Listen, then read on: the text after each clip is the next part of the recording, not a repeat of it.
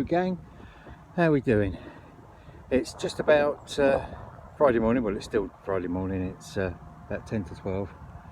I'm going to come over and do a bit of speed detecting today. I don't have long. I can't come out tomorrow, Saturday, because it's FA Cup final day and my team are in the FA Cup final, so I shall be quite busy tomorrow.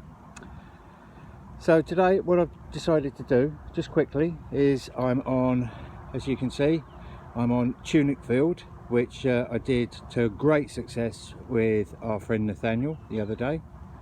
What I'm going to do is I'm going to go and do one row, then I'm going to move down a field to Blackcurrant 1 and come back on myself, and then move down another one field which will take me to Farthing Field, go one row that way, and then toddle off over the hill home, and that should take me 3 or so hours, I think.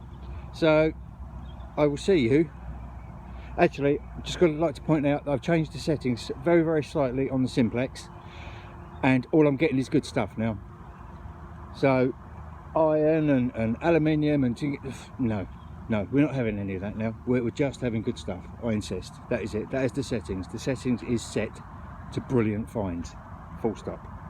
See you on the very first one. There you go. Well, I'm not going to lie to you chaps, it's 20 minutes in and Tunic Buttonfield is living up to Tunic Buttonfield's name.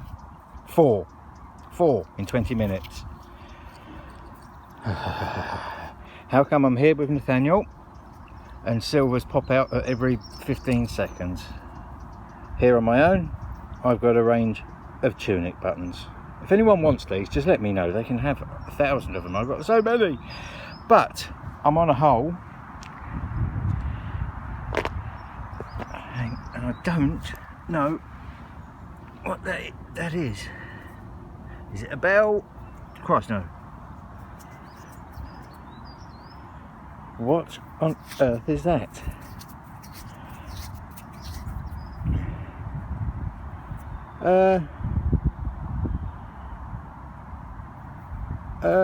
It's heavy. Look at the size of that. That's certainly not a musket. It's not a. I don't know what that is. It's too big for a bearing. I have absolutely no idea. Oh. We'll investigate that back at the ranch, I think. Ooh, how weird. Well, apart from a handful of Tunic buttons and a big old ball thing, we're not doing very well. Let's do this one together. We've got such a green. Do we have a coin at last, or do we have... No, look at that. We have another Tunic button. I'm not even going to look at it. I'm not. Number 6. Well, I guess this is the other side of metal detecting. After the highs, you obviously get the lows. So after 1 hour and all of that way, I am that close from the end of the row. So I've got another, I don't know, 15 yards to go. First coin, threepenny bit. Coin is a coin, won't say I'm disappointed. Secretly I'm gutted, but we won't go into that. I was pulling silvers out of here for fun the other day. We've had a lot of rain, so the ground conditions have changed. But you know, the ground balance and stuff is adjusted, so I've done all that. I've done it twice because I wasn't finding much, so I thought, well, I'll have a play with my settings, because I often do that in the middle of a field, which is, you know, not something you like to admit. Anyway, there you go. We have a, was that Queen Liz? Blimey, hi ma'am. We carry on, we will carry on. Well, that's the sum total from doing the one row in the Tunic Field. As you can see, umpteen buttons, a few bits of junk, couple of, well, one's obviously a musket ball, and I don't know what that one is, and the one threepenny bit. That's all we've had from that whole row. So I'm just going to go off down the road to Blackcurrant Field. We're going to go that way up the Blackcurrant, oh, excuse my plaster there, look. We're going to go that way up the Blackcurrant Field, and then back that way down the Farthing Field, which is just yonder. Okay, again, it's taken a while, but I think Blackcurrant 1 has actually given us something. I think we've got a mashed up cat badge. I nearly just lobbed it because it came out that way like that, and I thought, oh my word, here we go. Nearly went straight in the backpack, in the bottom with all the rubbish. But I think we might. Is that a dragon? Looks like it's got a tail. It might be a horse. No, it looks like a dragon. We'll have a look back at the ranch. That might clean up and we might be able to get something off of that. Thank goodness. Now, I'll be honest with you. We came down the blackcurrant field and now we're going up the farthing field to home. All the Simplex has found me today is wanting. All it's found me is despair. It has been one of those days.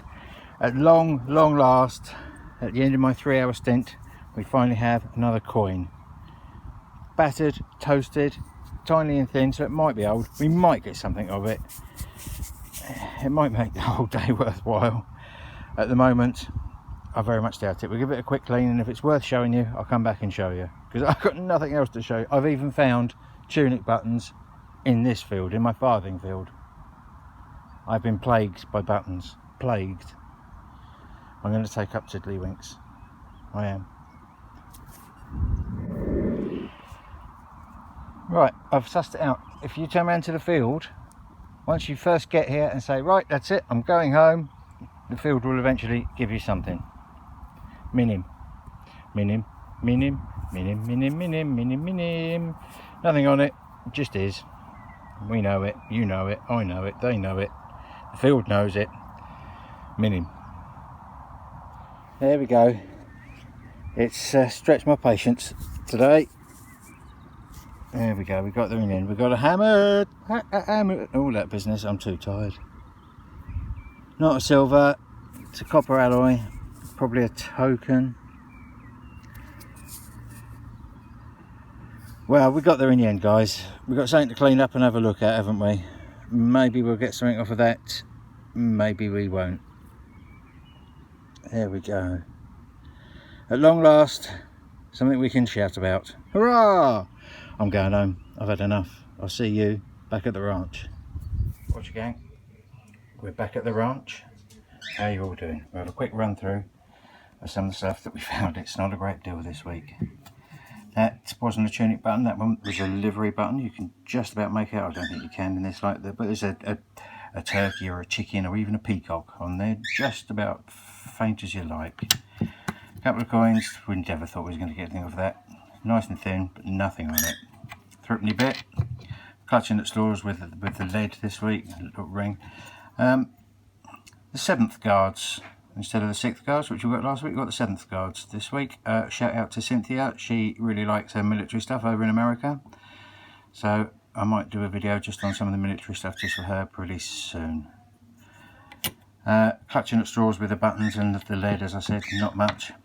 Musket ball, flat one side, has hit something, I would have said. Then there was this. This caused a bit of controversy. It's got a high copper content, hence the fact that it's green. People were saying that it was from a canister shot, which is lots of balls this size sewn into a bag that go into a normal size cannon, and they shoot it out to wipe out infantry. But, as I had to point out, why would one single solitary one be doing in a field in Kent, in an orchard in Kent that's never seen any conflict? So I'm getting rid of that theory, and I think it is from a 17th century Royal Artillery, which we know that we were there because we found their buttons in the past. It's a gun called a falconet. It's like a really small field gun. And the barrel at the end of it, I'm going to put a photograph at the end, you have to really study it. It's a stock photograph from the actual Royal Artillery Museum. You can see at the end of the barrel, they used to carve animal heads, animal faces, so it looks like the actual ball was being spat out of a mouth. I mean, some of them have got foxes on, some of them have got falcons, hence the name. Some have got wolves and stuff like that. So yeah, I think that's from the 17th century falconet. And the Royal Artillery were just having a play. They either dropped one, because I don't think that's been fired. I think that would be a bit more mashed up if that was fired. I think they either dropped one when they were loading, or they were just messing around and lost one. Which leaves us with the star of the show. I'll try and get it in focus. Can we just see Canterbury on there? I think we can, can't we? Canterbury. Let's have a quick chat about this chap here. Mr. Marpleston. Let's have a chat about him. Hello chaps, we're back again. I'm going to give you a little tour and we're going to talk about this thing. Now this is a trade token from 1666, same year as the Great Fire of London, 87 churches. Now this was made by Francis Marpleston, 1666, who was a merchant, doesn't say what kind of merchant, who traded from a place called Devines, which was in this street 400 years ago. It was in here somewhere. In the distance you can see the Three Tons pub. The Three Tons pub is where the old Roman circus used to be. So there you go. We're going to walk down and have a look. There is no vines left down this street. I've been up and down, but you can see some of the architecture. We're having a fancy new hotel built there, which I don't think we really need, but it's all about the money. We'll take a walk down the street and we're going to go to St. Margaret's Church. St. Margaret's Church is now abandoned. It was a tourist attraction, but I think just through all this recent crisis and stuff, it's now abandoned. So we'll park outside there and have a little chat. Now, Francis Marpleston, we can't find out a lot about him. I found his will, and that's about it really. He owned the Vines here, which he left to his son, and he also owned a house in a place called Walton, which is right out in the sticks. It's very, very posh. So he owned two houses, so he made his money, whatever trade he was in, we don't really know. The Vines, I suppose he could have been a wine merchant, couldn't he? You never know. So I'll give you a quick tour around. This is the church that's now abandoned, now defunct. And if you look down the end of the street behind me, you will see what's there. That's the cathedral. Now, Francis Marpleston's granddaughter married in the cathedral. She married a bloke called Fissenden in 1687. So she must have been born within the city walls, because you had the right to get married, not by the Archbishop, but you had the right to get married in the cathedral if you were born within the city walls. So there you go. That's pretty much all we know about Mr. Marpleston for now. Anyway, what I'll do is I've got a 1660 map of Canterbury, which I'll put at the end of this, and I've marked this street in bright orange so you can see, in conjunction to everything, what the place looked like in 1660 and where we are. I mean, he must have made his money. He's got his own coat of arms, Mr. Marpleston, and all of that business. I don't know any. There's none in the phone book, so it's a name that's died out, I guess. Maybe you know better. I don't. I shall see you all on the next figure. I'm also going to put a picture of the Canon that might have fired that ball that we found. Might be called a falconet. Don't know, we're working on that. But I'll put a picture of it up and we can have a look at that as well. So until the next time, keep subscribing, stay happy, stay safe. I'll see you on the next one. Cheers.